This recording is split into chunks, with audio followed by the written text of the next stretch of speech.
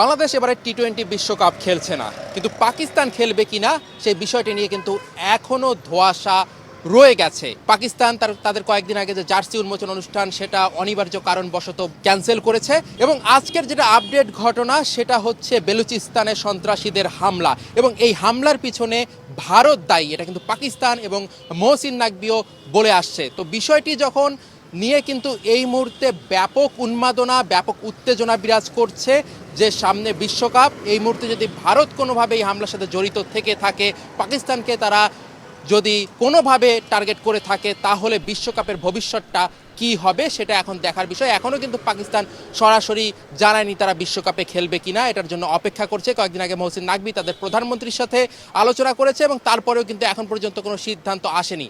অন্যদিকে বাংলাদেশ বিশ্বকাপ খেলছে না, বাংলাদেশের ক্রিকেটারদের আর্থিক ক্ষতি পূরণ করে দেওয়ার জন্য বাংলাদেশ ক্রিকেট বোর্ড একটা উদ্যোগ নিয়েছে, সেটা হচ্ছে অদম্য ক্রিকেট লিগ নামে একটি টুর্নামেন্ট চালু করেছে 3 দিনের খেলা।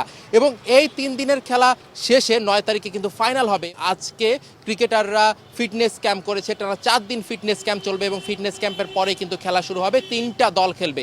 এই 3 দলের এক দলের অধিনায়ক লিটন কুমার দাস, আরেক দলের অধিনায়ক নাজমুল শান্ত এবং আকবর। মোট কিন্তু 2.5 কোটি টাকা বাজেটের এই টুর্নামেন্টটা হচ্ছে এবং এই 2.5 কোটি টাকা বিসিবি ক্রিকেটারদের মধ্যে বন্টন করে দিবে।